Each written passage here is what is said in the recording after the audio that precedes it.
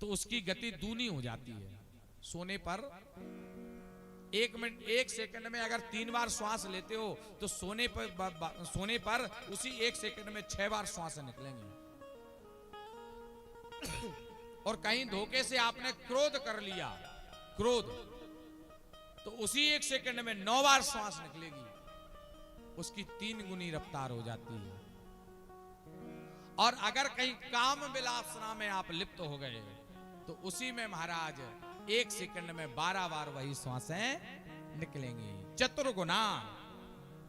चौथी, तो इन श्वासों को रोको, ये श्वासें हैं। उसके बाद इंद्रियां, अपनी इंद्रियों को जीतो। जित संगो जित इंद्रिया, अपने संग को जीतो। संग कैसा है?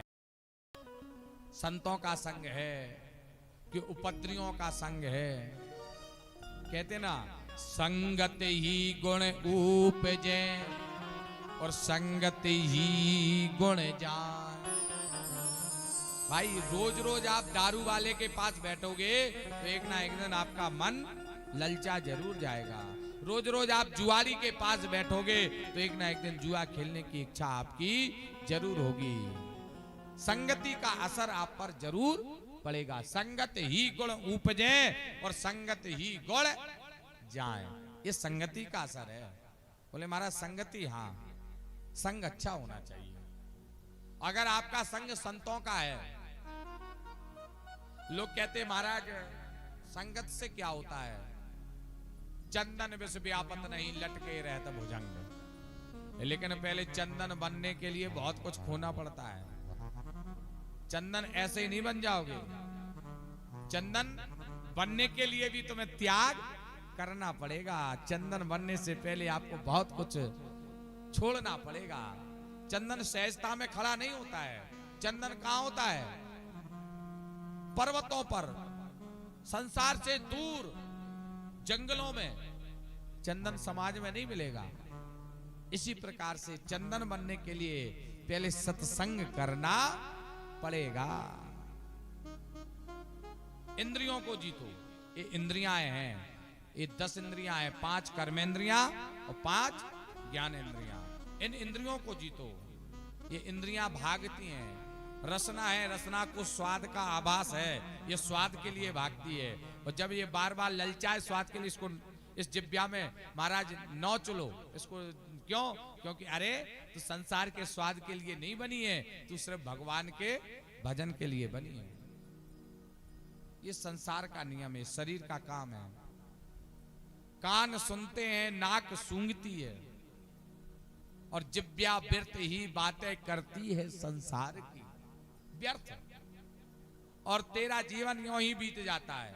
कहा है ना किसी ने, जन्म तेरो बातों ही बीत गयो, अलीरी तेने कबहू न कृष्ण कयो। ओ जन्म तेरो बातों ही बीत गयो, रे तूने कबहू न कृष्ण कहो।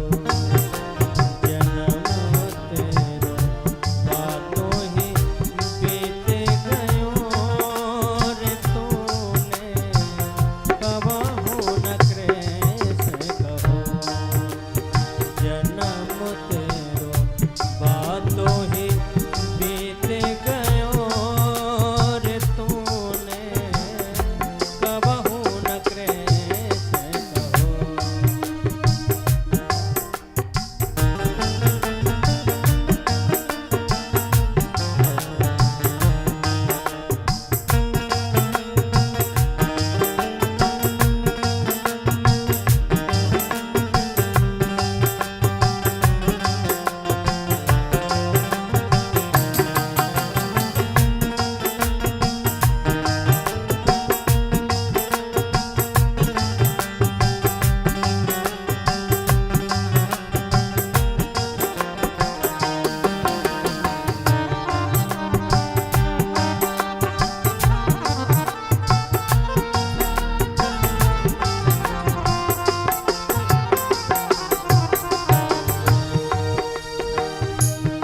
बरस को भोलो भालो, 5 बरस को भोलो भालो, 5 बरस को भोलो भालो, 5 बरस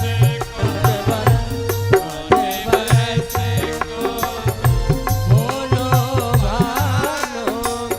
अब तो 20 भयो, अब तो 20 भयो रे तूने कबहु न कृष्ण कहो, जन्म तेरो बातों ही बीत गयो रे तूने कबहु न कृष्ण कहो, ओ जन्म तेरो बातों ही बीत गयो रे तूने कबहु न कृष्ण कहो।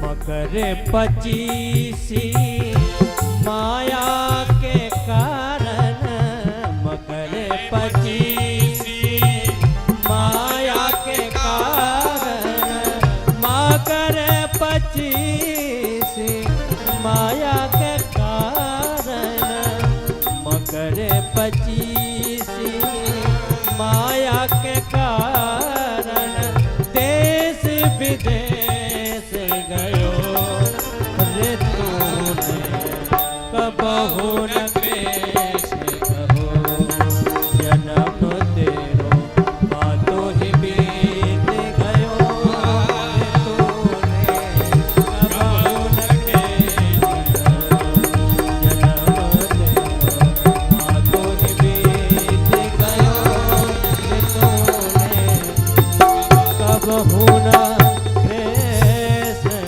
कहो। जन्म तेरो बातों ही बीत गया, पूरा जीवन बीत गया। इसलिए कहते हैं इन इंद्रियों को जीत लो। ये इंद्रियां हैं, इन पर महाराज संयम के इन पर कोड़े पड़े, ये संयम में बन जाए। संयम में कैसे? तो महाराज जब समय मिले तब जागो। आपको जब नींद आ रही हो उसी समय जाग जाओ। सुबह प्रातः काल में कहा है ना, सूर्य उदय ना हो पाए और जाग जाओ, और सूर्य उदय होने के पहले नहीं जाग रहे हो तो समझ लो तुम्हारे नियम पूरा बिगड़ जाएगा। सबसे पहले निंद्रा को त्यागो, फिर महाराज इन नेत्रों को, ये नेत्र कहते हैं कि चलो भैया कहीं नृत्य हो रहा हो, नृत्य देख करके आए। लेकिन इन नेत्रों से कहो, नेत्र तुम्हें नृत्य नहीं देखना है तो क्या देखना है? तुम्हें भगवान के मंदिर के दर्शन करना है। एक बिस्कुटा होते हैं, बिस्कुटा देसी भाषा में, उसमें कहा गया है कि भोरे उठे चोरी करे, कहा गया ना कि भोरे उठे चोरी करे, और पर घर जाकर जाए, और पर त्रिया संग नेह करे, सुतर बैकुंठ जाए। बोले महाराज क्या है इसका अर्थ? बोले महाराज भोर उठे चोरी करे, काय की चोरी? पैसे की नहीं, राम नाम रूपी धन की चोरी करे, और पर घर झांकने जाए, भगवान के मंदिर में देखने जाए। सुबह से कहा जाना चाहिए? लोग उठते हैं सुबह सुबह और पहुंच जाते हैं मधुशाला। अरे प्यारे, मधुशाला जाने की आवश्यकता नहीं है। सुबह सुबह जाओ तो कहां जाना है? प्रभु के घर, मंदिर। और जब मंदिर जाओगे तो मंदिर में क्या मिलेगा? इसलिए तो कहते हैं नियम संयम। आप एक बात बता दें, हमारे यहाँ सबसे पहले सनातन धर्म में 5 चिन्ह बनाए हिंदुओं के। 5 चिन्ह हैं। क्या क्या? तिलक, चोटी, रोटी, बेटी, शिखा सूत्र, जनेऊ, ये सूत्र हैं हमारे। बेटी सुरक्षित है, रोटी सुरक्षित है, चोटी सुरक्षित है, चंदन सुरक्षित है, जनेऊ सुरक्षित है, तो आपके 5 लक्षण हमेशा अच्छे रहेंगे। अगर आपकी रोटी बिगड़ गई, अब तो रोटी बिगड़ ही गई साहब, हाँ गारंटी से। बफर जब से चालू हुआ ना, हमारे यहाँ पहले पंगति होती थी। अच्छा, बुजुर्ग लोग बैठे हुए हैं, ये बता सकते, पहले पंगत होती थी, पंगत। तो पंगत जब विवाह होता था तो पंगत में लोग क्या कहते थे, किसी के यहाँ जाओगे तो पता है वो बड़े भाव से क्या, अरे भैया चलो प्रसादी पालो। और आजकल बफर में नवाब बने घूम रहे, खाने हो खा लो, नहीं खाने हो तो सीताराम न कर जाओ, कोई सम्मान नहीं। पहले साफ भोजन, सम्मान, एक बात। दूसरी बात, जब पंगति होती थी तो घर के जो बुजुर्ग हैं वो पंगति में घूमते थे, और घूमते थे, देखते थे कौन आया और कौन नहीं आया। अगर कोई नया व्यक्ति दिख जाए, अपरिचित नया लड़का, तो उससे पूछे भैया तुम कहां से, तो पता, अरे साहब फलाने गांव के फलाने जी की नाती हैं। अरे साहब इतने बड़े हो गए हो। जान पहचान बढ़ती थी, जानकारी होती, फलाने का बच्चा हो गया, विवाह योग हो गया, ये भी जानकारी रहती थी बुजुर्गों को। उसके संबंध की तैयारी करनी है, उसके यहाँ रिश्ते भेजना है, ये बुजुर्ग अपने आप जान जाते हैं। आजकल पहचान ही नहीं होगी कौन किसका नाती है, कहां से आ रहे हो, जानते ही नहीं है। अब आजकल बुजुर्गों से पूछो कि फलाने गांव के कुछ परिचय दो नए लड़कों का, दे नहीं पाएंगे। और पहले के जमाने में पंगतियों से ही परिचय हो जाता था। बोलो राधे। हमारी भारतीय संस्कृति में सबसे पहले भोजन व्यवस्थित, और आजकल पाश्चात्य सभ्यता में, या यूं कहो कि फैशन के दौर में, फैशन के दौर में गारंटी की इच्छा नहीं रही। सबसे पहले भोजन बिगाड़ा विदेशियों ने आकर के। बोले क्यों? बोले इनका भोजन बिगाड़ दो, अगर भोजन बिगड़ गया तो इनकी बुद्धि अपने आप। कल बताया था भीष्म पितामह ने, जब द्रौपदी ने पूछा क्यों भीष्म पितामह, उस समय क्या हुआ था जब मैं भरी सभा में बेराज हो रही, तो भीष्म पितामह ने क्या कहा कि मैंने दुर्योधन के घर का दूषित अन्न खाया है, इसलिए बुद्धि बिगड़ गई। इसलिए तो कहते हैं भोजन भजन पवित्र होना चाहिए। आपका भोजन पवित्र है, आपका मन पवित्र होगा, और जब मन पवित्र होगा तो भगवान की भक्ति में भी आपका मन, सात्विक भोजन, भका भक्त भोजन नहीं। अब तो महाराज जहां देखो तहां लहसुन प्याज तामसी भोजन करते रहो, बुद्धि बिगड़ेगी। और बुद्धि बिगड़ेगी, तामसी भोजन करोगे तो भगवान के भजन में आपका मन नहीं लगेगा। बोलो राधे राधे। भोजन भजन। अब तो महाराज आपको बताया जाता है सनातनियों में, तिलक लगाओ, ब्राह्मण कहते हैं ना तिलक लगाओ। अच्छा, आप हमारे जैसा टीका लगा लो, और टीका लगा के फिर आप नगर में जाओ, पहले तो लोग बाग आपका सम्मान करेंगे, करेंगे कि नहीं करेंगे? दूसरी बात, तिलक लगा के आपका मन नहीं होगा कि हम मधुशाला पे चले जाएं। टीका लगा के जाओगे, टीका पहुंच के ही जाना पड़ेगा, टीका लगा के नहीं जाओगे। क्यों बाबा जी? हैं?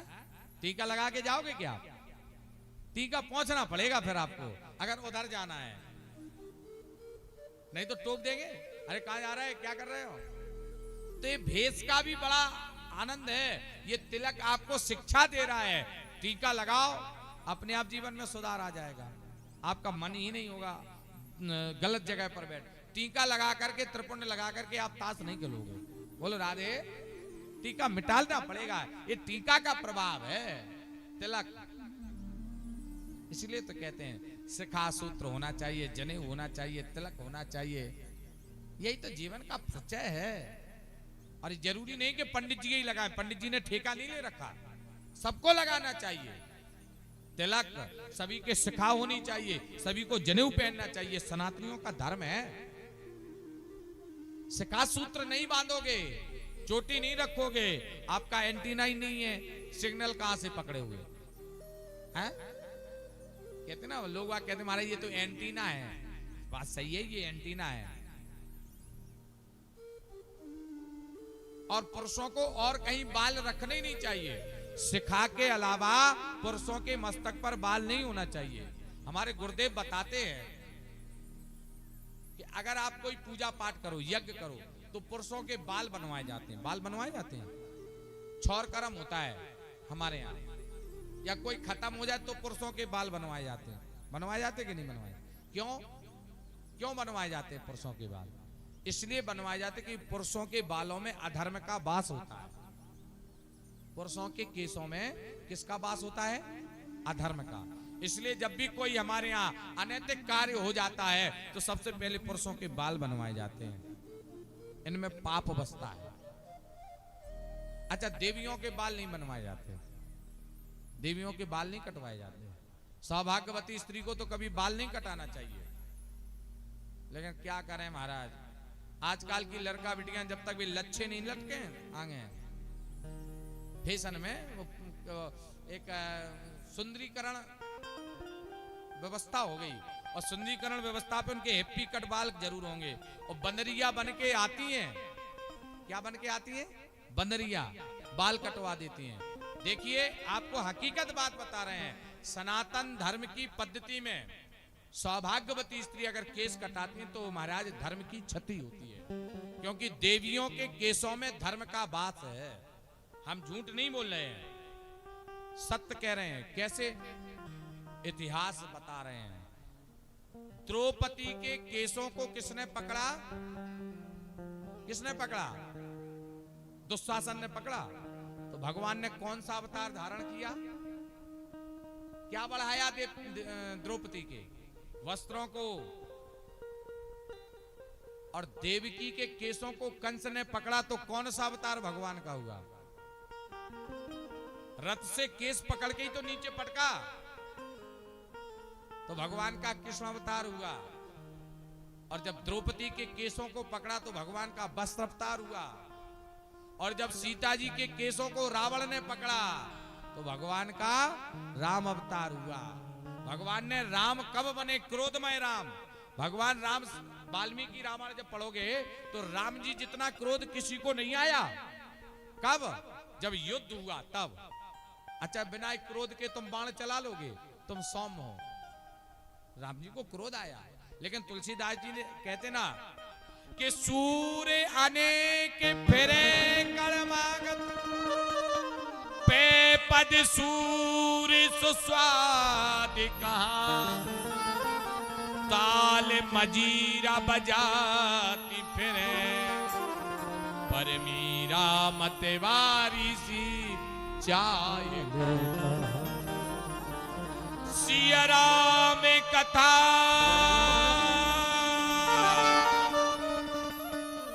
कितनों ने लिखी, पर तुलसी सी मर्यादा नरसिंह बसे प्रतिखम्मन में, पर कालन को पहला। ये तुलसी मर्यादा है। राम जी का चरित्र बड़ा पवित्र है, लेकिन क्रोध आया, इसलिए देवियों के केसों में कौन बसता है? साक्षात धर्म। इसलिए देवियों से निवेदन है कि कभी केसों को ना कटवाएं। और महाराज, देवियां जब केस कटवाती हैं तो हमारे यहाँ धर्म की क्षति होती है। जब से देवियों ने बाल कटवाना शुभारंभ कर दिया, तब से हमारे यहाँ धर्म की क्षति होने लगी। जरा जोर से बोलो राधे राधे राधे। आगे चलकर कहा महाराज, स्थूले भगवान को जपना है। कैसे? भगवान को भजने के लिए स्थूले भगवतो रूपे। अगर भगवान को पाना चाहते हो तो पहले स्थूल रूप में भगवान को जानो। स्थूल माने साकार ब्रह्म। भगवान की दो गतियां हैं परमात्मा को पाने, एक साकार और एक निराकार। साकार कैसे? भगवान हम सबके बीच में कृष्ण बनकर, राम बनकर के आते हैं। और साकार कैसे? तो लिखा है गोस्वामी तुलसीदास जी बाबा ने, बिन पग चलाए सुनाए बिन का बिन पग चलहि सुनहि बिन काना बिन पग चलहि सुनहि बिन काना बिन पग चलहि सुन बिन काना कर बिन करम करे बिन नाना कर बिन करम कर बिन नाना। भगवान अकाम है, निष्काम है, लेकिन महाराज पहले साकाम को जानो, साकार ब्रह्म की आराधना करो। ये भागवत जी का श्लोक कह रहा है, स्थूले भगवतो रूपे। रूप को पहचानोगे तभी निराकार को जान पाओगे। आप फला व्यक्ति हैं, कैसे पहचानोगे? यहां महाराज कहते ना, संज्ञा, किसी वस्तु विशेष के नाम को संज्ञा कहते हैं। और बिना संज्ञा के आप परमात्मा को पहचान नहीं पाओगे। जैसे एक छोटा सा उदाहरण, साकार ब्रह्म और निराकार ब्रह्म में अंतर क्या है? साकार माने जीना और निराकार माने छत। अगर आपको छत पे जाना है तो कैसे जाओगे? आपकी मकान की छत है, अगर आपको छत पर जाना है तो कैसे जाओगे? चले जाओ सीधे, चढ़ जाओगे क्या? 10 फुट की ऊंचाई, 20 फुट की ऊंचाई, 12 फुट की ऊंचाई पर आपका छत है, तो बताओ छत पर जाना है तो किसकी आवश्यकता आपको पड़ेगी? काय की जरूरत पड़ेगी? जीने की पड़ेगी, सीढ़ी की। कि डायरेक्ट छत पर चढ़ जाओगे? नहीं चढ़ पाओगे ना। क्यों? छत पर जाना है तो काय की आवश्यकता पड़ेगी? जीने की। उसी प्रकार से ये परमात्मा है। अगर आपको उस ब्रह्म को पाना है तो पहले साकार ब्रह्म रूपी जीना पकड़ना पड़ेगा। और साकार रूपी ब्रह्म को पकड़ोगे तो निराकार रूपी ब्रह्म आपको प्राप्त हो जाएगा। जरा जोर से बोलो राधे राधे। यही भगवान की कथा है। आचार्य प्रवर कहते हैं, और जिनके जीवन में राम नहीं, जैसे जीवन में पशु जीते ना, वैसे ही मनुष्य को समझो। राम नाम नहीं हृदय धरा, और जैसे पशुआ वैसे ही नरा। पशुआ आवे पशुआ जावे, पशुआ रहे पशुआ खाए। नर पशुआ उद्यम कर खाए, और पशुआ तो जंगल में चरे आए। भाई आपको तो उद्यम करना पड़ेगा, आपको मेहनत करनी पड़ेगी तभी खा पाओगे। लेकिन जो पशु है वो तो जंगल में चराता है। कि राम नाम जाना नहीं माई, जन्म गयो पशुअन की नाई। राम नाम से नहीं है प्रीति, यह सब पशुअन की है रीति।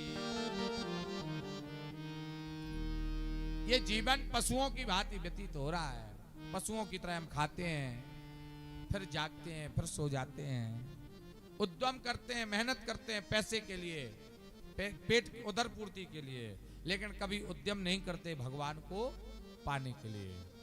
अरे भगवान ने आपको क्या क्या दिया? भगवान ने क्या नहीं दिया? सबसे पहले भगवान ने आपको ये शरीर दिया, शरीर के साथ आपको रहने के लिए घर दिया, मकान दिया, भोजन के लिए अन्न दिया। परमात्मा ने सब कुछ दिया। अरे प्यारे, जब हम कहीं जाते हैं ना तो किराए के मकान में रहते हैं। किसके मकान में? किराए के। तो किराया देना पड़ता कि नहीं देना पड़ता? आप बाजार में जाओगे और मकान खरीदो, खुद का मकान नहीं है, किराए का मकान है।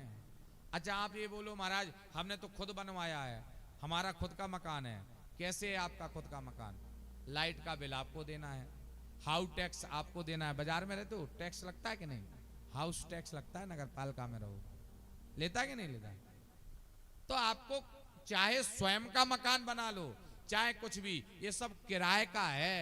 और प्यारे, किराए का मकान ज्यादा दिन तक नहीं रहता। जिस दिन मकान मालिक की इच्छा हुई उसी दिन कहेगा भैया ये किराए आपने दिया नहीं, खाली करो, निकलो यहां से। तो फिर भैया आपको दूसरी व्यवस्था देखनी पड़ेगी, मकान खाली करना पड़ेगा, क्योंकि मकान तो मकान मालिक का है, तुम्हारा नहीं है। और महाराज चलो ठीक है, मकान मालिक एक हुए तो मान जाए। मकान मालिक तो महाराज अकेले मकान नहीं बनाया मकान मालिक ने, फिर बोले महाराज मकान मालिक ने पंचायत से बनाया है। 5 लोगों ने व्यापार किया, व्यापार। बोले चलो 5 पंच परमेश्वर हुए, उन्होंने कहा व्यापार करो, काय का? बोले मनुष्य रूपी, ये शरीर रूपी घर बनाया उन्होंने, और जीवात्मा को किराए पर दे दिया। ये शरीर है किराए का है, 5 पंचों ने मिलकर के बनाया। कौन कौन से?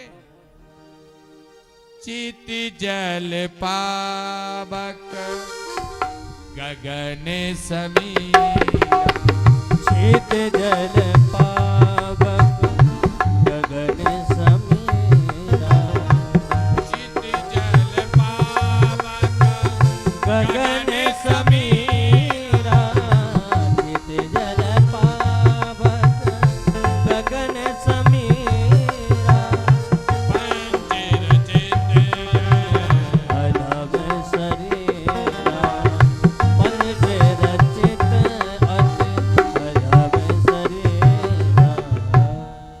ये किराए का मकान है। और किराए का मकान ये किस लिए मिला है? किसके लिए मिला है? किराए का मकान मिला है साधन करने के लिए। तो क्या करना है? साधन धाम मोक्ष कर द्वार, साधन धाम मोक्ष कर द्वारा, साधन धाम मोक्ष कर द्वारा, साधन धाम मोक्ष कर द्वारा, सीकर क्षेत्र लोक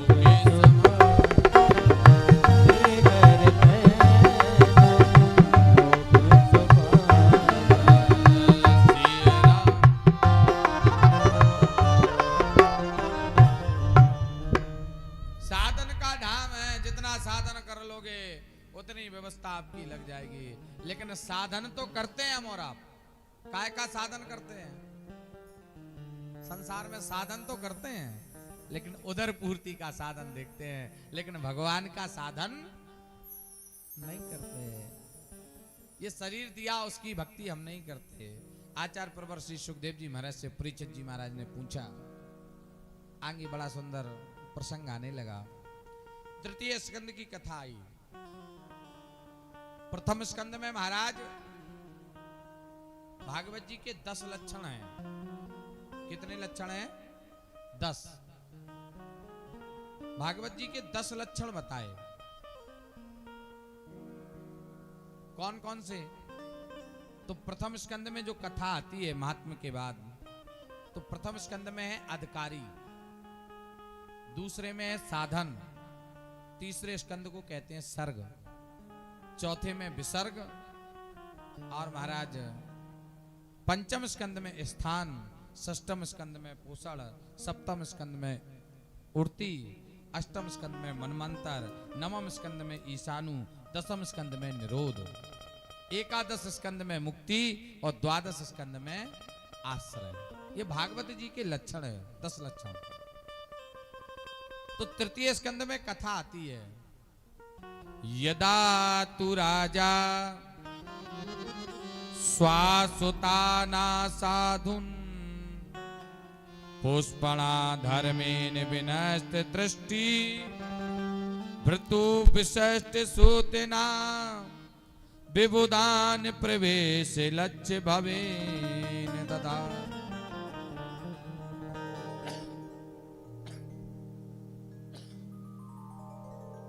ज्ञान, विराग, नयन और गारी। बड़ी सुंदर कथा आई। ज्ञान, विराग, नयन और गारी। जीवन में ज्ञान बड़ा उद्गम है। ये ज्ञानी भक्त की कथा है। भगवान के एक लाडले भक्त हैं। कौन? विदुर जी महाराज। एक ज्ञानी भक्त की कथा है ये। प्रेमी भक्त की कथा कह लो। सुखदेव जी महाराज से श्री परीक्षित जी ने पूछा, बड़ा सुंदर भाव रखा। बोले प्रभु ये बताओ, हमारे बाबा ने ऐसा क्या कर्म किया कि ठाकुर जी उन पर रीझ गए। संसार ठाकुर जी पर रीझा है, लेकिन ठाकुर जी हमारे परिवार पर रीझे हैं। हमारे पूरे पूर्वजों पर कृपा की। हमारी परदादी विदुरानी परदादी हैं, उन पर कृपा की। क्या कृपा की है? आचार्य प्रवर बड़े भाव से कहते हैं। बड़ा सुंदर भाव दिया है। विदुर जी महाराज दासी पुत्र हैं। व्यास जी महाराज ने जब कृपा की, घर में आए, मां शकुंतला के कहने पर, मैया के कहने पर, मक्षगंधा के कहने पर भीष्म पितामह ने प्रतिज्ञा कर ली कि मैं विवाह नहीं करूंगा। और भाई है नहीं, वंश कैसे आगे बढ़े? तो दासी से, रानियों से,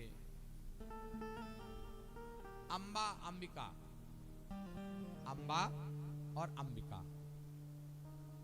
अंबा अंबिका अंबालिका, ये 3 रानियां हैं। लेकिन अंबा अंबिका का विवाह हुआ, अंबालिका का विवाह नहीं हुआ था। भीष्म पितामह ने विवाह नहीं किया तो श्राप दे दिया। ये रानियों को हरण करके लाए थे। काशी नरेश की पुत्री थी। यही जाकर के आगे शिकंडी बने और भीष्म पितामह की मृत्यु का कारण बने। तो अंबिका, अंबालिका, इनके पति का शरीर पूरा हो गया। अब वंश नहीं बढ़ सकता, कैसे बढ़े? तो वेदव्यास जी महाराज को बुलाया।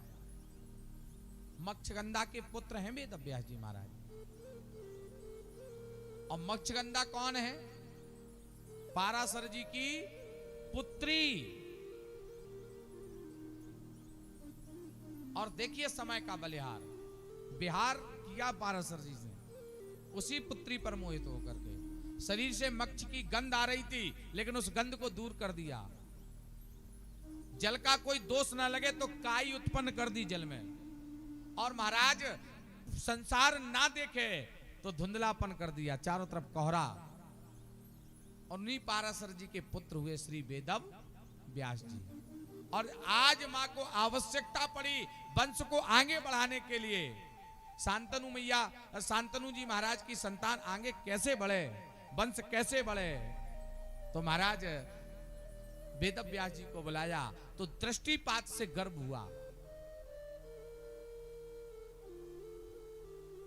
नेत्र बंद करके निकली देवी तो उसके पुत्र अंधा हुआ, जिसका नाम धृतराष्ट्र पड़ा। एक देवी ने पूरे शरीर पर पीली मट्टी लगा ली तो महाराज पांडु रोग से ग्रसित होकर के बालक का जन्म हुआ। और मुंह को बिदोरती हुए दासी गई तो दासी से पुत्र श्री विदुर जी महाराज हुए, तीनों भाई। और भीष्म पितामह ने यहां प्रतिज्ञा ली इनकी रक्षा करने की। और समय का बलिहार देखो, पांडु जी महाराज के विवाह हुए और पत्नी के साथ विसर्ग करने पर महाराज इनकी देहांत हो गया। कुंती अपने बालकों के साथ लालन पालन करती हैं। धृतराष्ट्र जी महाराज को राजगद्दी मिली, लेकिन जन्म से क्या है? अंधे। इनकी पत्नी ने, गांधारी ने जब पता लगा कि मेरा पति अंधा है तो बोले हमारा पति अंधा तो मैं भी जीवन में क्या देख करके करूंगी। इन्होंने भी आंखों पर पट्टी बांध ली। राजा बने हैं, दासी के पुत्र को राजा नहीं बनाया। विदुर को नीतज्ञ थे, जानकार थे, लेकिन नहीं बनाया। क्या बनाया? मंत्री बनाया। और मंत्री का काम क्या है? अच्छा, मंत्री का काम क्या है? प्रधान का एक सेक्रेटरी होता है कि नहीं होता है? ग्राम प्रधान किसी को बनाया जाए तो उसके लिए सरकार एक व्यवस्था देती है, सरकारी नौकर देती है, जिसको क्या कहते हैं? सेक्रेटरी। या यूं कह लो ग्राम सेवक, कहीं कहीं उन्हें ग्राम सेवक कहा जाता है। या यूं कहो सरकारी व्यवस्था में उसे पीए, प्रधान का पीए कह लो, कहते हैं ना, पर्सनल सलाहकार, उसी को मंत्री कहते हैं। और अगर आपका सलाहकार आपका अच्छा है, हितैषी है, तो आपके जीवन में कल्याण होगा, आपका राज अच्छा चलेगा। और आपका सलाहकार खराब है तो आपका राज्य अच्छा नहीं चल सकता। कहा गया ना, और स्वामी तुलसीदास जी बाबा ने कहा है कि सचिव वैद्य गुरु तीन जो, सचिव वैद्य गुरु तीन जो, प्रिय बोले भैया राज धर्म तनु तीन कर, हो बेगई ना। राज धर्म तन तीन कर, हो बेगही नाश। अगर आपका राजा अच्छा नहीं है, राजा का सलाहकार अच्छा नहीं है, तो राज अच्छा नहीं चलेगा। 3 लोगों के लिए कहा, अगर गुरु आपको डांटेगा नहीं तो महाराज बालक शिक्षा प्राप्त नहीं कर पाएगा। उसी प्रकार से अगर वैद्य आपको औषधि दे रहा है और आपके भय के कारण नहीं कहेगा कि आपको महाराज नियम संयम से रहना है, आपको परहेज करना है, तो महाराज आपका कल्याण नहीं होगा। उसी प्रकार से विदुर जी महाराज समझा रहे धृतराष्ट्र जी को, अरे राजन, तुम्हारे जो पितरों ने विष की बेल लगा रखी है ना, पांडवों से बैर कर रखा है, बड़ी बेकार है। विष की बेल लगाने से विष की बेल में कभी फल नहीं लगते। इसलिए अपने बच्चों को संस्कार दो, ज्ञान दो, नहीं तो एक दिन तुम्हारे वंश का विनाश हो जाएगा। ये सलाह दे ही रहे थे कि दुर्योधन ने सुन लिया।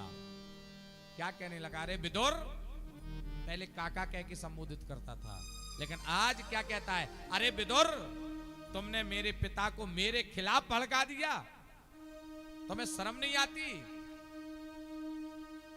पता है तुम्हें मंत्री पद से निष्कासित कर देंगे, तुमको घर से बाहर निकाल देंगे। विदुर जी महाराज बोले, देखो हम सत्य कह रहे हैं, और अगर सत्य सुनने की तुम में सामर्थ्य नहीं है तो तुम क्या मुझे पद से निकालोगे? जहां सत्य बोलने पर पाबंदी हो, जहां अपने से बड़ों का सम्मान ना हो। हमने पहले दिन बताया था कि पांडवों का विनाश क्यों हुआ, क्योंकि उसने संतों का अनादर किया। साधु अभिज्ञा का फल यह भाई, वो जलय नगर अनाथ की नाई। साधु की अभिज्ञा का फल है ये। जिस प्रकार लंका अनाथ की तरह जली, क्यों? साधु की अवज्ञा हुई, साधु का अनादर हुआ। उसी प्रकार कौरवों का विनाश शुरू है। विनाश काले विपरीत बुद्धि, बुद्धि बिगड़ गई। तुरंत महाराज विदुर जी महाराज ने पद को त्यागा। कहते नहीं, आव नहीं आदर नहीं नैनन नहीं सने, और तुलसी बहा न जाइए चाहे कंचन बरसे में। वहां तो जाने की आवश्यकता ही नहीं है। आचार्य प्रवर कहते हैं, जैसे ये बात कही, जैसे ये बात कही, आज आचार्य प्रवर बड़े भाव से कहते हैं, विदुर जी महाराज चलने लगे। और विदुर जी जब महाराज छोड़ करके चले तो आज तो हाल ऐसा हो गया जैसे लंका को छोड़ करके जब विभीषण जाने लगे। कहा है ना, असी कहीं चला विभीषण जब, अस कहीं चला विभीषण जब, आयुहीन भई सब आयुहीन भई सब तव है।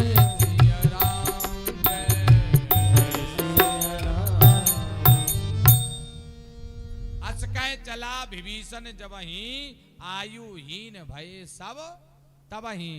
उसी प्रकार से महाराज यहां हाल हो गया। आज जैसे ही आगे गए, जैसे ही महाराज हस्तिनापुर को छोड़ा, सारे हस्तिनापुर वासियों की मानो आयु क्षीण हो गई। आज बड़े भाव से भगवान शांति दूत बन करके हस्तिनापुर में आए। विदुर जी का पद चला गया। विदुर जी नीतिज्ञ हैं, लेकिन नीति का पद आज त्याग दिया। और जैसे ही पद छोड़ा, आज हाल बिगड़ गया। भगवान का आगमन हुआ, तो भगवान का जब आगमन हुआ तो पता क्या हाल है। भगवान के आगमन से एक व्यवस्था बिगड़ गई साहब। दुर्योधन ने एक दिखावा शुरू कर दिया, और भगवान कहते अगर दिखावा करो तो भगवान को प्रिय, भगवान ढोंग की आवश्यकता नहीं है, भगवान को दिखावे की जरूरत नहीं है। अब देखिए, प्रेम की दो परिभाषा होती हैं। एक अटूट बंधन वाला प्रेम है, आप किस परिस्थिति में हो सामने वाले को कोई फर्क नहीं पड़ता। और एक दिखावे का प्रेम होता है। कैसा? आप सामने आए तो राम राम, और मन में सोच रहे जी कहां से कहां गए। हाँ, एक दिखाने का प्रेम है। जैसे कोई घर में आया, अरे साहब, जैसे ही वे आए देखा रहे साहब फलाने आ गए, पहले ही मन में विचार करने लगे राम राम जी आ गए न चाय और पिवाने पर है। सामने से कह रहे भाई साहब आओ बैठो, और मन में सोच रहे अच्छे आ गए जी, हम तो जा रहे थे खेत पे, अब जी आ गए, इनके लाने 2 घंटा को टाइम निकालो, चाय पिवाओ, नाश्ता कराओ। मन में सोच रहे कहां से कहां जी पवरे आए। ये कहते हैं दिखा। ऊपर से कह रहे साहब बड़ी, अरे आप आ गए, बड़ी खुशी भाई, बड़े दिनों बाद मिले। और मन में कह रहे कहां से कहां जी, जल्दी जाए, काम बिगड़ रहा हो। ये दिखाने का प्रेम है, दिखावटी प्रेम, बनावटी प्रेम। और एक प्रेम भले ही नहीं आए हो, आप निकल रहे हो, आप खेत पे जा रहे हो, कितने भी जल्दी में हो, अरे भाई साहब चलना पड़ेगा, भीतर तक तो चलो, पानी पिए बगैर जाने ही नहीं देंगे। ये प्रेम है। सामने वाला आना नहीं चाहता है, लेकिन फिर भी जबरदस्ती खींच के ले जा रहे हैं, ये प्रेम है। और एक प्रेम, ये काय का प्रेम है, ये वात्सल का और हृदय का प्रेम है। और एक दिखावे का प्रेम है। आप नहीं चाह रहे कि वो अंदर आए, और अगर वो अंदर आ गए तो कह तो रहे बुरे मन से, आ जाओ भाई साहब आ जाओ, मन में कह रहे जी जल्दी जाए, जल्दी जाए, जल्दी। ऐसे ही दुर्योधन ने किया। जैसे ही गोविंद आए, जैसे ही भगवान हस्तिनापुर में शांति दूत बन करके आए, महाराज महल अटारियों से फूल बरसाने लगा। बड़ा स्वागत किया भगवान का, स्वागतम स्वागतम स्वागतम। लेकिन ठाकुर जी उनके स्वागत को नहीं देख रहे। भगवान किसको देख रहे? भगवान की नजर तो किसी और को ढूंढ रही है। क्योंकि दीवाने खास से आज विदुर जी निकल गए, और दीवाने खास का व्यक्ति खास जगह रहता है। अब तो दीवाने खास में नहीं है, कहाँ है? आम जनता में। तो प्रभु की नजर आम जनता में है, कहाँ मेरा भक्त खड़ा है। और जैसे ही नजर से नजर मिली, नैन से नैन लड़े, मेरे तो नैन लड़ गए गिरधर से, मैं तो भई बाबरी दर दर से, मैं तो ऐसी बाबरी हो गई जब से नैन गिरधर से लड़े हैं। आज महाराज विदुर जी के नैन से नैन मिला, आंखों ही आंखों में सारा कर दिया, देखो जल्दी जाओ घर, व्यवस्था करो, हमें भूख लगी बड़ी जोर से, खाने आ रहे हैं। प्रभु कृपा दास के ऊपर हो जाए। भगवान पहुंचे, दुर्योधन से वार्तालाप होने लगा। दुर्योधन ने बड़ा स्वागत किया, आइए द्वारकाधीश, बड़ी कृपा की है, आज आप चक्रवर्ती सम्राट के सामने बैठे हो। भगवान कहने लगे, मन में सोचने लगे, देखो तो अहंकार क्या है इसका, किस बात का अहंकार। और भगवान के सामने हम प्रभुता दिखाते हैं। हम सब दुर्योधन बैठे, जितने यहाँ बैठे हैं सब दुर्योधन हैं, हम भी दुर्योधन और तुम भी। बोले कैसे? हमारा भगवान के मंदिर में जाते, भगवान के मंदिर में, भगवान के मंदिर में देखते हैं वीआईपी जुगाड़ कहां लग रही साहब। भगवान के दर्शन के लाने का देखत क्यों खरे साहब? अनिल भैया जी, प्रदीप भैया जी, देखते हैं कि नहीं देखते हैं? वीआईपी जुगाड़ कहां लग रही है? देखते हो कि भैया पैसा लग जाए बढ़िया वीआईपी। ओरछा रामराजा सरकार में हम देखते हैं, एक दिन हमें एक कलेक्टर साहब मिले, और वो लाइन में पंक्ति में लगे हुए थे। तो हमने उनसे पूछा, भैया आप तो कलेक्टर हो, आप तो वीआईपी तो उन्होंने बड़ी सुंदर बात कही। बोले महाराज ये जगत के कलेक्टर हैं और इनके आगे अगर हम वीआईपी बने तो ये हमें